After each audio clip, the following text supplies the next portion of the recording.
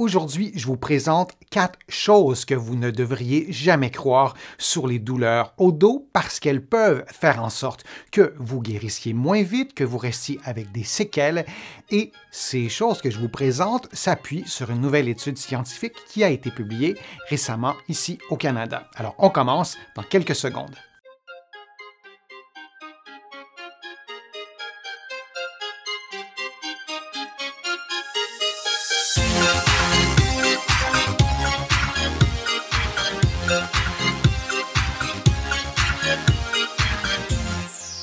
Je suis Denis Fortier. Si vous êtes nouveau ici sur ma chaîne YouTube, je vous conseille de vous abonner en cliquant sur le coin inférieur droit de l'écran. Je vous invite aussi à activer les notifications et à vous abonner gratuitement à mon infolettre en visitant mon site web, le www.denisfortier.ca. Vous êtes des milliers à l'avoir déjà fait et ça me fait chaud au cœur. Maintenant, les douleurs au dos, elles sont fréquentes, elles sont souvent invalidantes. Vous m'avez beaucoup écrit pour me poser des questions sur les douleurs au dos et aujourd'hui, je vous parle de 4 choses que vous ne devriez jamais croire en ce qui concerne les douleurs au dos et d'y croire peut faire en sorte que vous guérissiez, par exemple, moins rapidement. Les informations que je vous donne aujourd'hui sont tirées d'une étude toute récente réalisée ici au Canada auprès de plus de 400 personnes. Avoir mal au dos signifie que vous aurez toujours une faiblesse au dos, c'est faux. C'est une chose à laquelle vous ne devriez pas croire et c'est un mythe qui est vraiment très répandu à la lumière de l'étude dont je vous parlais tout à l'heure. On sait que d'avoir une douleur au dos, oui, ça peut être invalidant, ça peut nous empêcher de faire certaines choses, mais il est tout à fait faux d'affirmer que vous aurez toujours une faiblesse au bas du dos. Et pourquoi? Parce qu'il y a plusieurs structures dans votre dos qui peuvent s'adapter, notamment vos muscles. Dans bien des cas, les personnes ont une faiblesse au bas du dos et cela les prédispose à une blessure, par exemple. Et les muscles peuvent donc se renforcer, peuvent s'adapter, peuvent guérir, peuvent s'auto-réparer. C'est vrai aussi pour certains ligaments du dos. Et il ne faut pas oublier aussi que vous avez plusieurs vertèbres au bas du dos et parfois, certaines vertèbres peuvent compenser pour une blessure qui serait survenue à une autre vertèbre ou à une autre articulation du bas du dos. Et il y a aussi d'autres articulations qui peuvent compenser à tout le moins temporairement, comme les hanches, comme les genoux, comme les parties supérieures du tronc. Alors, oui, vous avez peut-être une douleur au dos, mais ne vous dites jamais que vous allez rester avec une faiblesse au dos. Il y a des choses à faire et vous devez notamment avoir des exercices de rééducation. Toutes les douleurs au dos s'aggravent avec le temps. C'est faux. Alors, si vous avez une douleur au dos, vous devez vous dire que ce n'est pas automatique, que votre condition va se détériorer au fil du temps. Dans certains cas, il y a des processus dégénératifs qui sont en jeu, qui sont prépondérants et il peut y avoir une détérioration de la situation.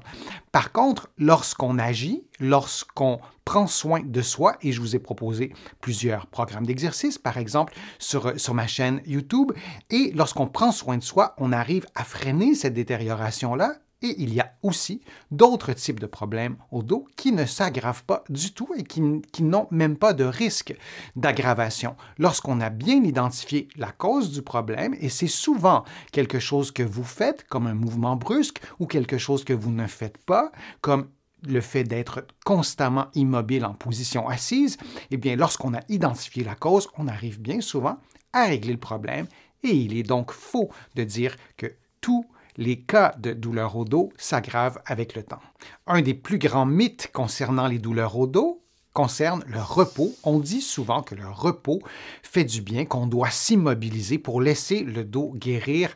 Dans la grande majorité des cas, c'est exactement le contraire. C'est le mouvement, c'est l'activité physique, parfois par des mouvements aussi simples que la respiration, mais l'immobilité, c'est une très mauvaise idée. Dans un contexte de douleur au dos, bien souvent, on voit une aggravation de la condition de la personne. Dans certains cas, vous pouvez avoir une douleur très forte, très invalidante et malgré vous, vous ne pouvez plus bouger. Souvenez-vous, comme je vous le disais, les exercices de respiration sont souvent une belle clé pour commencer à retrouver le mouvement et dans bien des cas, même en présence de douleurs invalidantes, vous pouvez bouger d'autres parties du corps qui sont près du dos, comme le bassin, comme les genoux, comme la cage thoracique et on récupère beaucoup plus vite lorsqu'on reste en mouvement que plutôt lorsqu'on s'immobilise ou qu'on s'alite. Alors, je vous invite vraiment à bouger davantage lorsque vous avez une douleur au dos. La quatrième chose à ne jamais croire concernant les douleurs au dos, je vous en ai souvent parlé dans mes précédentes vidéos, je vous en ai parlé aussi dans mon livre sur les douleurs au dos et au cou. D'avoir des tests d'imagerie médicale comme des radiographies, comme un scan, n'est pas recommandé en présence de lombalgie ou, si vous préférez, en présence de douleurs au dos. C'est un mythe. Souvent, c'est contre-productif. Souvent, on va observer des anomalies au dos, par exemple un début d'arthrose, qui n'est pas responsable, qui ne cause pas la douleur. Et souvent, ces tests d'imagerie médicale qui sont passés de routine, alors que ce n'est pas une recommandation, ça ne suit pas les guides de pratique, alors ces tests d'imagerie médicale peuvent même conduire vers de fausses pistes. Lorsqu'on a une suspicion de maladie grave, par exemple de cancer, lorsque la condition n'évolue pas, lorsque les douleurs sont invalidantes, dans certains cas, oui, l'imagerie médicale peut être indiquée. Mais de passer une radiographie, par exemple, en présence d'une douleur au dos lors de la première consultation médicale, ce n'est pas une recommandation d'aucun guide de pratique, bien que l'idée, elle reste vraiment ancrée. Si on n'a pas de radiographie, on se sent moins bien traité. C'est tout à fait faux. Je crois que le meilleur indicateur d'un bon suivi pour des douleurs au dos, c'est l'examen clinique, le fait que le professionnel de la santé vous examine, prenne le temps de mesurer votre mobilité, votre force musculaire, prenne le temps aussi de discuter avec vous sur l'origine du problème et d'établir un plan de traitement adapté à votre condition. J'espère que les informations étaient utiles, que les conseils étaient clairs, que vous avez aimé la vidéo. Si c'est le cas, je vous invite à cliquer j'aime, à la partager sur vos réseaux sociaux et à la commenter. Vous le savez, ça me donne plus de visibilité, ça m'aide à vous produire de nouveaux contenus. Chaque semaine, vous allez trouver beaucoup d'informations sur mon site web, le www.denisfortier.ca. Vous trouverez aussi beaucoup d'informations dans mes livres que vous pouvez trouver partout au Canada, en librairie et sur le web. J'ai le privilège d'être publié partout à travers le monde, notamment en France, notamment en Afrique du Nord. Vous allez trouver les liens pour vous procurer mes livres dans la description de la vidéo. Je suis Denis Fortier. Je vous remercie beaucoup. À bientôt.